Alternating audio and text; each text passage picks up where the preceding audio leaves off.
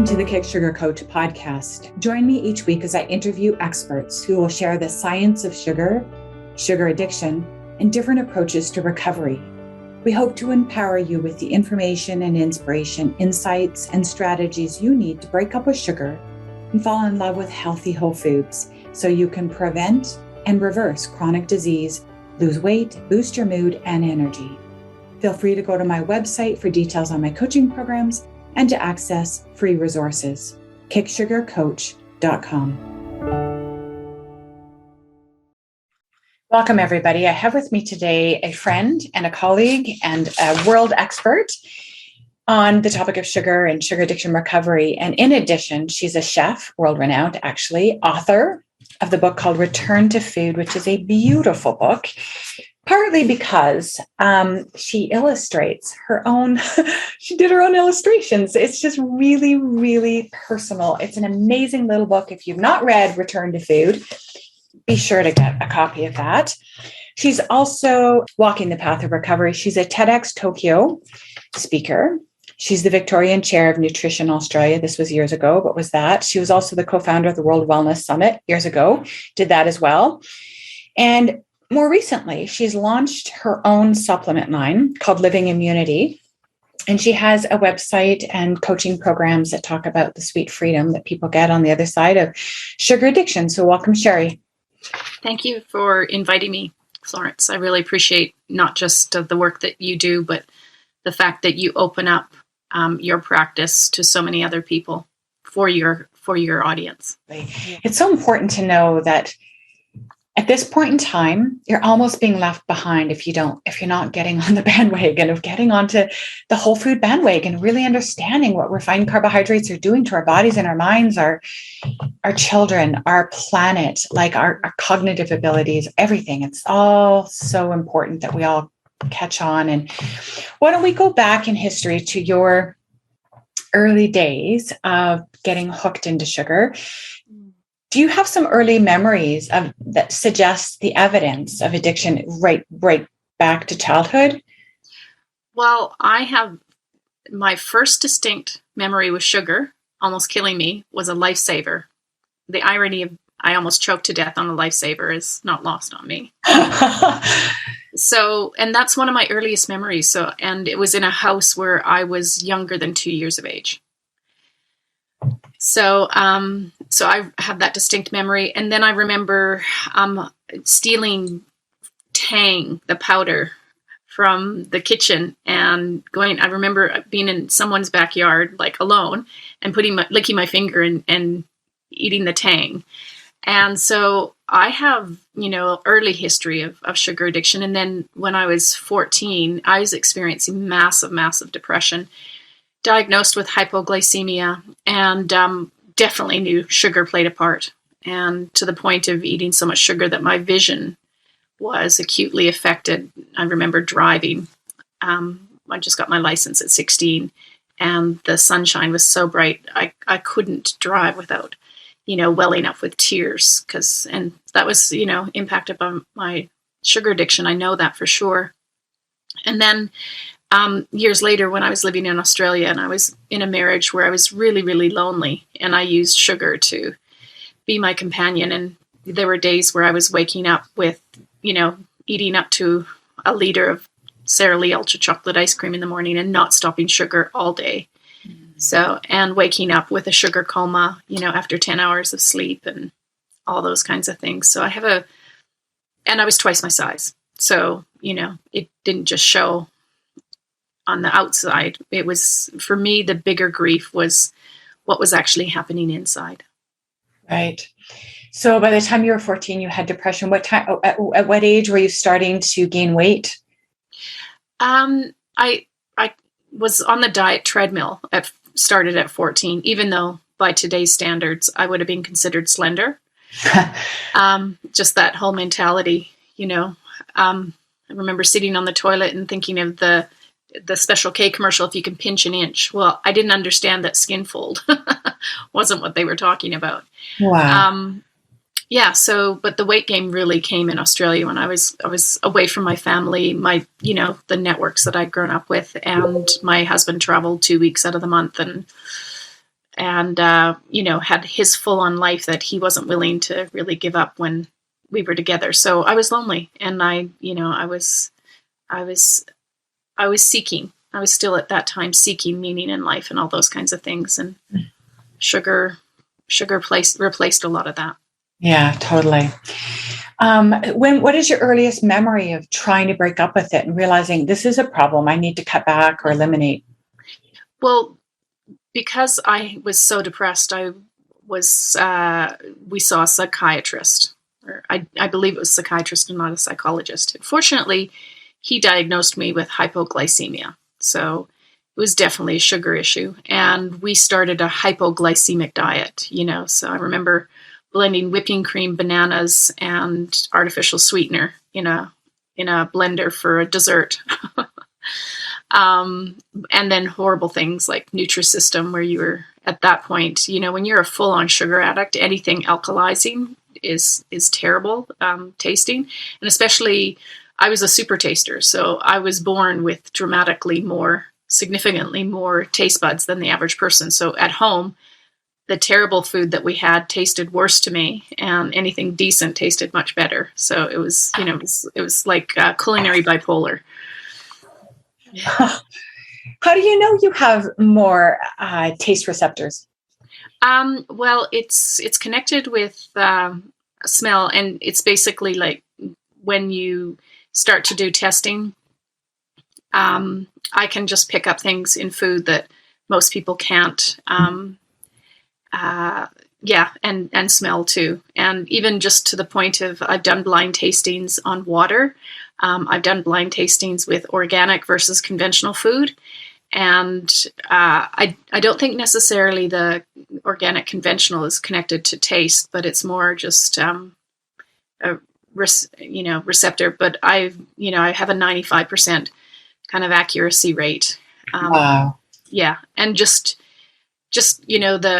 over the years, it took me years to actually figure that out. And when I found out there was such a thing as super tasters, I was curious, and then I started to do the research, and that's the case. And the reason that intrigues me is I once, in some obscure little spot, had heard that there is some evidence that individuals that really like sugar, really respond to it and struggle with it, have more sweet receptor sites. I've never seen this. I've never seen anything since. Do you know anything about that? That I don't know. Yeah. I don't know, but it totally makes sense. And I just think we all have genetic vulnerabilities and variability. So like certain drugs don't do anything for certain people. Drug addicts can the heroin's their thing, and cocaine just doesn't do it for them, right? Mm-hmm. So we all have different body and brain chemistry, and it makes perfect sense that some people are going to have more of an addictive personality based on physiology, and some people it's going to be more based on psychology or spirituality. Totally. So you're 14 years old, you're really depressed enough that your parents bring you to a psychiatrist. The psychiatrist says, you're just hypoglycemic, and gets you started on trying to eat better. Yes. And then what happened from there? What happened from there? Well, I think I didn't have the same level of sugar consumption. And I also want to say, I'm so grateful that doctor didn't put me on drugs. Right. Like today, 14-year-old girl experiencing depression would definitely be given medication that's even worse than sugar, in my opinion. Right. So I went along. I tried certain diets and things like that, but I don't think I really addressed my sugar addiction until I honestly tried a few diets over the years. I found Fit for Life when I was about 18 or 19, tried that for a little while. I remember, I was studying to become a missionary and living in a basement suite with another girl who was also, studying. And, my food budget at that time was $10 a week.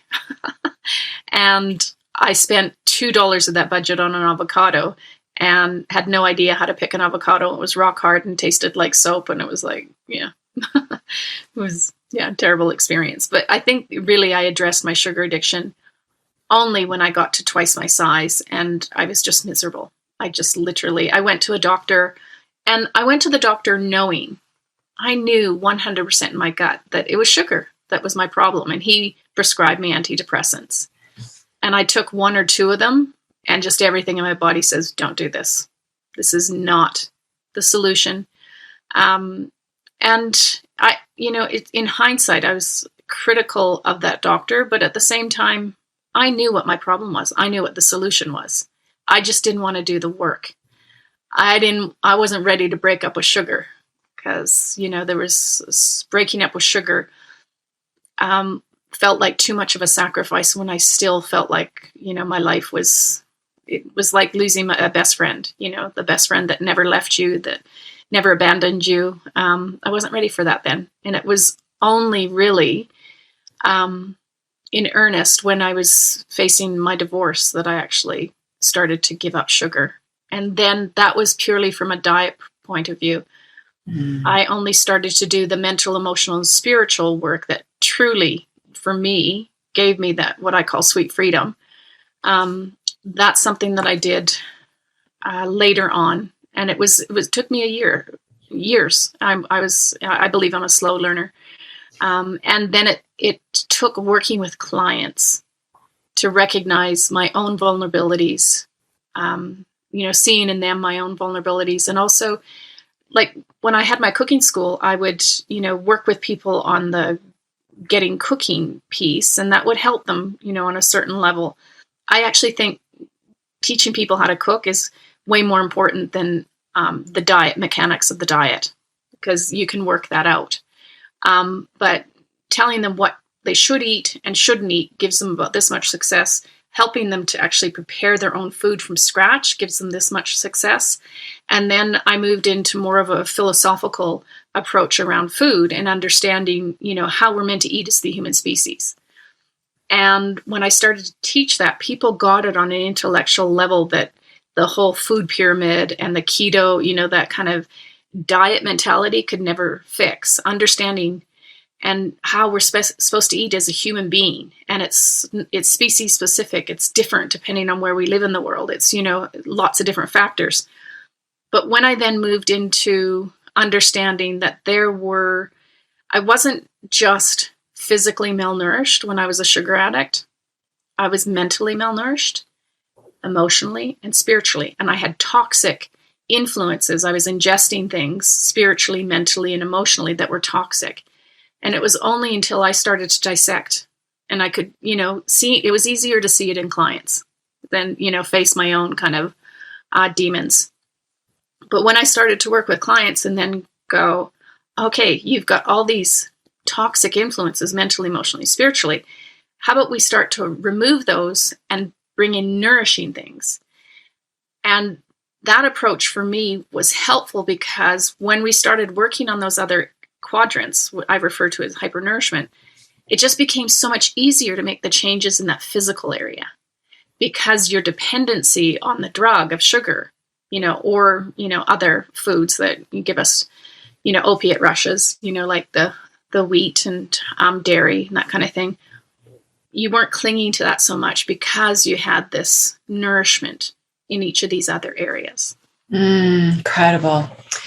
How old were you when you reached that you're double your size, like your highest weight? About 24, 25, I think.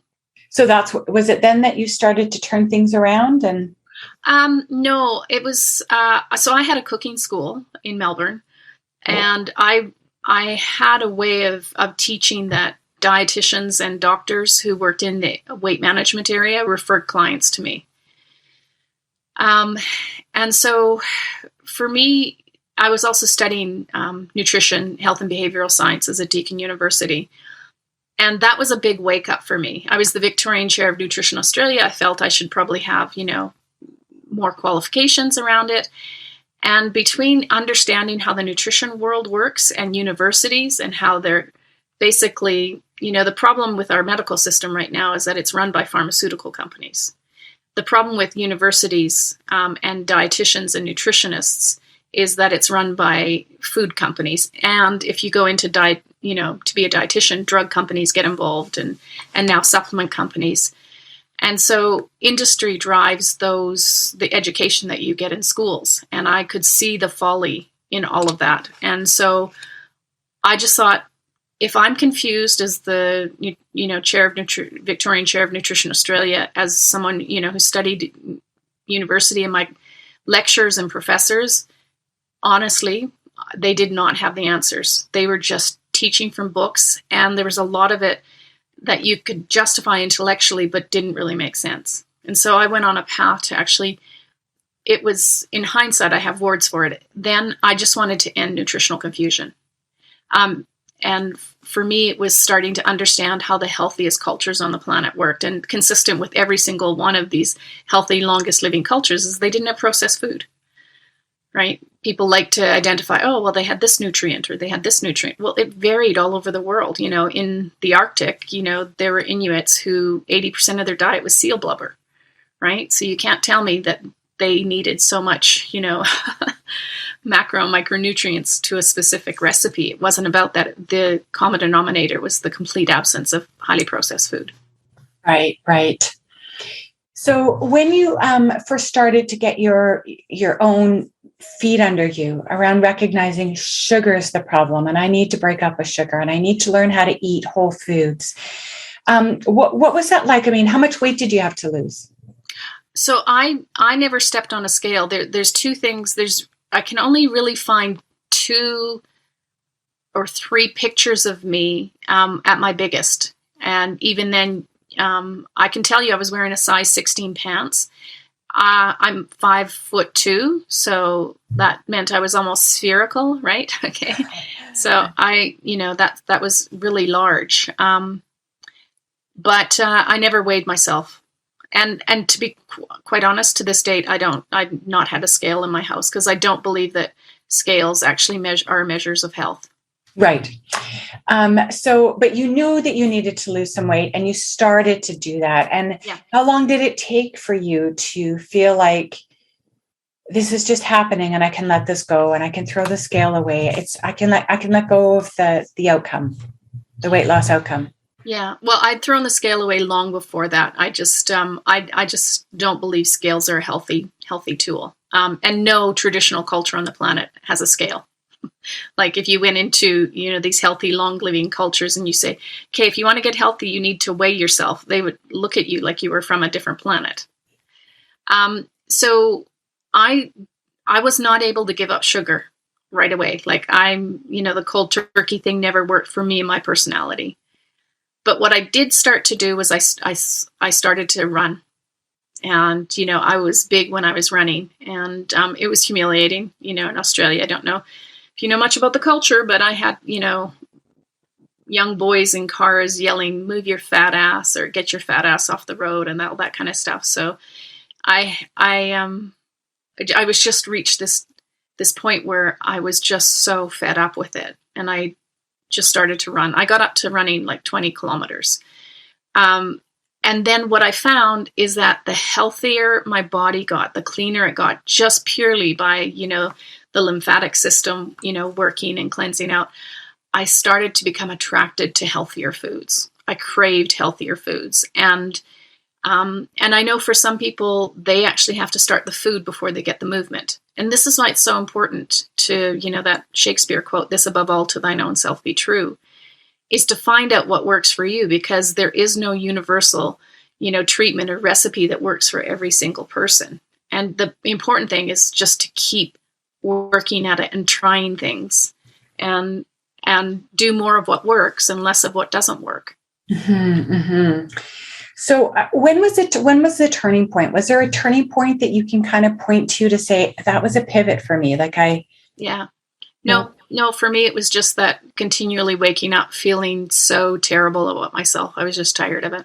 It was, there was no dramatic aha moment or anything like that. It was just, I'd reached a level of being completely tired with how pathetic my body and my life was. And there was also this other thing is I remember thinking, I can't believe how healthy I am given how bad I eat. Like I've been given some incredible genetics, to be able to not be hospitalized based on what I was eating. And then I just started looking and thought, you have an incredible body. Like you're not taking care of it. You're dishonoring it, and through all of this, I did work on the inner stuff, the feelings of low self-worth, and I had a lot of trauma from my childhood to heal too. So I was working on that. Let's go there, because I think that's a piece that all of us have to do as we're walking the path, right? We're so focused on just trying to get sugar-free to stop the pain, stop the self-harm. And then we're not always aware that after that, we stabilize. It's like, I call it triage, getting people off sugar. It's like we stop the bleeding and then we stabilize you. And then we do the healing, strengthening healing journey piece of it. And there's so many different tools and approaches to doing that trauma recovery work. What were some of the approaches that you took, and what worked the best for you? I did a lot, I did deep things like the Hoffman process, but honestly, I have a memory. There's a family services in Australia. I think it's a private company with some government funding, but there was a therapist there, and her name was Sylvia. And I honestly believe she was insightful, but it was her compassion. It was her compassion. And she saw my worthiness when I didn't see it. And to be quite honest, that was the most healing thing, is to have someone who could help you process thoughts and really point out when your thinking wasn't helpful to you.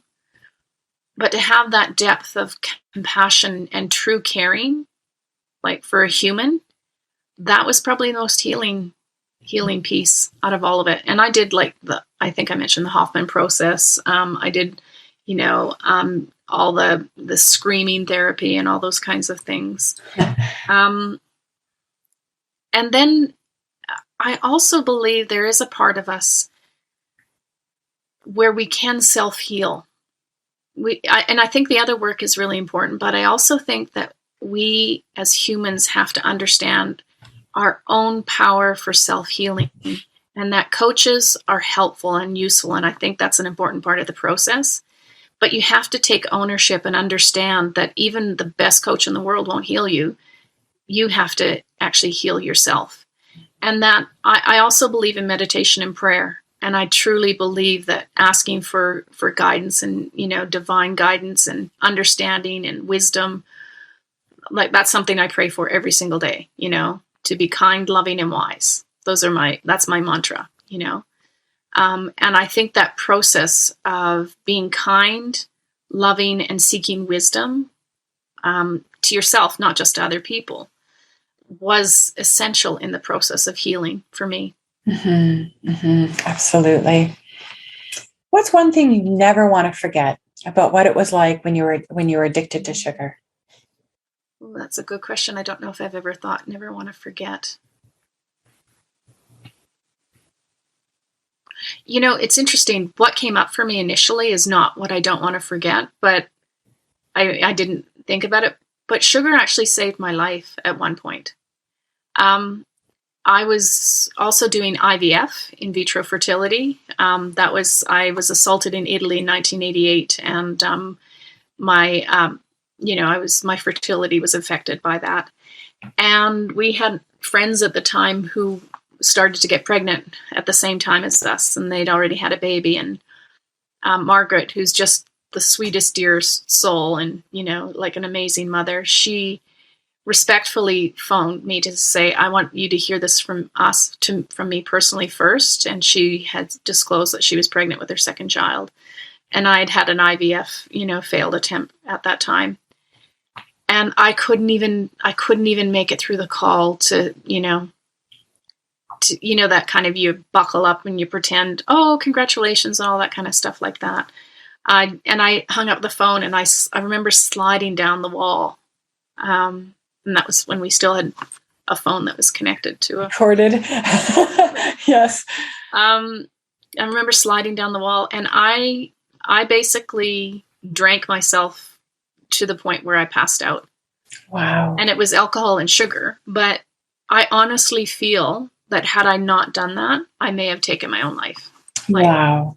And so I think I think if I was to say, is that as much as you might feel like sugar is this noose around your neck, that you've chosen, of all the coping mechanisms drug-wise, you haven't chosen the most dangerous and most destructive. And don't get me wrong, I know it can be dangerous for certain bodies, and it definitely is destructive for all bodies. But you chose one of the safer ones, and there was a reason you chose that, and it could actually be keeping you alive. And that it's also not anesthetizing you so badly that you can't actually see that there is a way out. Incredible. And what's one thing that you always want to remember, or that you would, the best thing, the thing that, if you had to pick one thing, the greatest highlight about being on the other side of sugar addiction now in your life? Yeah. Well, I named my business Sweet Freedom because it really does make you feel free. And for me, I still have chocolate. Like, I have some of the world's best chocolate, right? And I always joke, I say chocolate is God's way of saying he loves us and wants us to be happy. And I'd rather live to 110 with chocolate than 140 without it. So there's choices that we make. But it is the freedom, that knowing that sugar does not control me, and that if I can go, 14 days or a month without having a bit of chocolate. And I'm not like, where is it? I need it, So that is the best piece, is that there's freedom on the other side. And I think just before we got on, I remember you saying that, the process of being sugar-free can be more painful more raw, because you're actually feeling, you're not anesthetizing yourself with a substance and that kind of thing. And I have come to respect the whole spectrum of my feelings, not just the happy ones. And I think that is highly problematic in the world that we live in as a human species, in the New Age movement, and, even in certain psychological circles, is we can just attribute value and significance to our happy emotions. And I think there's a beauty in when you see something that causes you sadness, that you can actually feel that and move through it, and you don't have to live there. And you can have righteous anger at terrible injustices in the world, and you can feel that. And literally the next moment, something can catch your eye and or ear, and you be laughing, because that is the natural response to hearing something funny, even though you might be grieving something in that moment. And I think that's the beauty, is that when you're sober, you get the full human experience. I also appreciate that the human experience, they say we're spiritual beings having this human experience, is a very dense, it's a heavy experience. It's physical. We're limited by our physical bodies. And that it's, when things are difficult, it's very tempting and desirable to want to be lifted from this denseness, this heaviness, this pain that we feel as humans. But what I've always known is that anytime I anesthetize with a substance, there's always a consequence to that. And it makes my human experience less enjoyable by anesthetizing myself, as I have done. Right. Yeah. Amazing. Is there anything more you would like to add on the topic of, this is going to be heard by people who are either on the path and are trying to keep moving forward, eating whole foods and honoring their bodies and healing in body, mind, and spirit, or people who are thinking, I can't do this. I wish I could do what Sherry did, right? That any words of wisdom or other pieces of the puzzle that you'd like to talk about? Well, I was really slow to the supplementation piece. I was in Australia, Melbourne, year-round farmers market, organic, biodynamic food, which is even better than organic. There weren't glyphosates, anywhere in my diet. I was eating exceptionally clean. And it wasn't until I moved back to Canada that I started to experience, some issues where I was not able to get everything I needed. In fact, at one point I was experiencing depression, and I'm like, there's nothing in my life that should be causing depression right now. So I went and had my vitamin and mineral profile, my bloods taken to actually assess that. And one of my students former students, she actually did the consultation after when I got my blood work, and she was like very serious, and she said, "Sherry, we see homeless people with higher vitamin D levels than you have." And I said, well, in fairness, they do get out in the sun a lot more than I do. And ever since that moment, you know, in Canada, particularly in Vancouver, where you don't get sun a lot, and because I'd been in Australia for 22 years, your body gets used to a certain amount of sunlight. So then when you go to another country that doesn't have the sunlight, it can actually take years before it adjusts. So that was one instance where I kind of twigged, and that's when I started to do research. So that was 6 years ago now, and I started to do research around supplementation and the value of it, because up until that time, I'd not had any experience where it had actually worked. And in Australia, I was a what you call a celebrity chef nutritionist. So I was on television all the time, and I was in the media, had columns in glossy magazines. So I would be approached weekly by supplement companies and MLMs to promote their products. And I always said no, because one, they never made a difference for me and my body. And two, I didn't like the idea of prescribing stuff, no matter, you know, not really understanding people's physiology and prescribing stuff willy-nilly. And third was, it wasn't working for me. The third was, and it's just escaped me. There's, they gave lip service to the whole food piece, right? So I'm a firm believer in getting the foundation of your eating right. And they just gave lip service to it. So when I started to do my research, I really wanted something that helped with sugar cravings. You know, that was the big thing, because I know for some people, exercise and diet, they're so far down that spiral that they actually need a hand, you know, someone to help lift them out of that spiral. And to get them to the level where they're even, you know, can start to cognitively work on those other pieces. So getting the vitamin and mineral ratio in your body to, you know, to even just, you know, the basics is really important, because as you know, more than most, how sugar and refined foods deplete your body from vitamins and minerals, and they mess with your brain chemistry. They mess with your gut, which is, you know, 80% of your immune system. So that's kind of the piece that I would find supplements that are really good quality. There's so many bad supplements out there, which is why they never worked for me. Even if they're expensive from a multi-level marketing company, not all of them are legitimate. And find a practitioner who can actually really help you not only get really good quality supplements, but help you understand what it is your body needs, and isn't just wanting to sell you stuff to make money. Mm-hmm. Well, let's go right into how on earth did you get started on starting your own supplement company? Yeah, well, as you know, it's a lot of work. A lot of work, a lot of research. There's an investment, not just financially, but of time. And I just decided, one of the things is that last year I didn't want my parents going into a nursing home.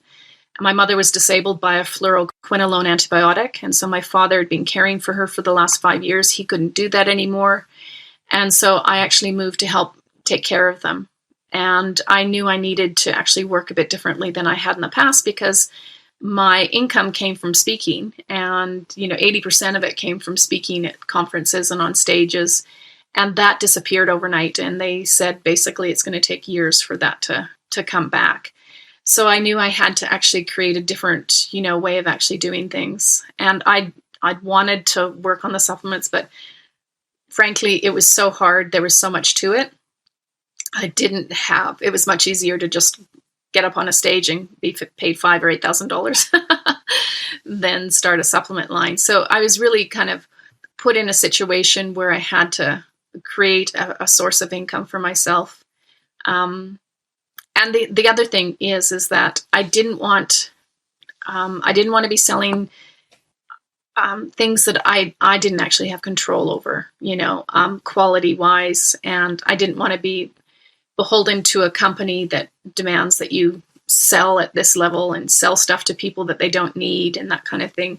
Mm-hmm. So I just bit the bullet and put in the work, and I'd done a bunch of research beforehand, so I had a lot of the pieces together, so that when I did actually sit down and do the work, it did actually happen. It felt like it was taking decades, but right. Yes. And what benefits do you see for people who are sugar addicted, and what supplements in particular would you recommend that people look at? Well, I have one called Sweet Freedom. That was actually the blend that I had been working on 6 years prior, that I just knew that there were things that could actually help. But you need the basic minerals, particularly, things like chromium and magnesium. There's a lot to it, and getting them in the right ratio, getting the right quality of them. And then I have a blend that's called Sweet Freedom, and it has gymnema. It has a lot of those other things that I mentioned in it. And I can honestly say that my desire for sugar has lessened since I have taken it. And I obviously have other clients who are actually on it. So the most important thing that I would say to anyone when you're, make sure that these are clean supplements. We're finding now, you see there's a trend now, and there's all kinds of people who are crushing up their vitamins or dissolving their vitamins and finding things like graphene oxide in them. And we're talking about brands that people know, have trusted for years. So, and honestly, because I'm not physically in a laboratory making these, I was scared to test, my supplements for graphene oxide, because I thought I'd built all this and did all this, but I knew, like, it's a decision that I've made for all my life. I'd rather, face walking completely away from something than selling something that wouldn't be serving people. So you want to really know that these are good quality, and more importantly, you want to work with someone who actually understands supplements, and understands your body chemistry, your history, contraindications, all of those things. And that's why I'm hesitant to just say, okay, take this, and this, without knowing someone. Yeah. And years ago, I made a video. I'm making a video for each one of my products, and an introductory video. I said, I don't want to be selling supplements. Like, honestly, I want the whole world to eat biodynamic food and not have glyphosate in our food, and not have all these, temptations around us. So we're getting everything that we're needing, and that we're not getting what we don't need. In the absence of that, it's really important we actually find our way back to, the homeostasis, and having our body where it is. But when I'm working with people, there's 3 things that I think is absolutely essential. Number 1, if you don't get the crap out, you're throwing away good money if you do invest. And 2, if you don't start to eat real healing, nourishing, life-giving, electromagnetic, high-frequency food, again, you're throwing, money at the problem. But if you actually start to take a supplement regime that's based on your chemistry, that will work with you, and you start to listen to your body. Because years ago, we used to have medicine men and medicine women who literally spent decades learning from their ancestors or the medicine man or woman in their tribe. And what happened is, not only did they have natural ingredients to work with, which I think is absolutely essential, than a lot of extracts and things that are, highly processed. So in the supplements, I'm not a big fan of highly processed ingredients, because I believe the ingredients that come from the land and from good soil are going to be more powerful for healing than extracts. But that medicine man or medicine woman knew you. They knew your history. They were grounded and connected to the land. They were grounded and connected to all the modalities of healing that they had to them. And they had what we would call today, they would have been a medical intuitive. So they knew things about your body by checking in with you and reading your body. It's not just a woo-woo thing anymore. There's actually, science behind this. And I think we need to return to that as practitioners and coaches.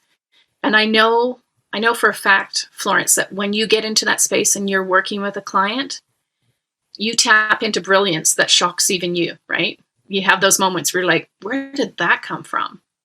Right? And it's because we have access to a lot more knowledge and intelligence when we tap into that which is greater than us and that which is around us, rather than just this head knowledge. So find someone who really gets that and works with you and is kind and compassionate, and their bottom line is not money. Oh, beautiful. Any final words you'd like to share with our audience before we wrap up today? Well, I think probably one of the biggest pieces of the puzzle, and why I think a lot of our society is sick with addiction. In Return to Food, I have an illustration that says addiction is your body telling you you're not listening to your soul. And one of our biggest causes of addiction is disconnection. And in the last 2 years, we've actually had government mandated disconnection from other humans. And I would encourage you to follow the mandates of our Creator over the mandates of man, and to actually really connect with other people and your soul and your calling in life.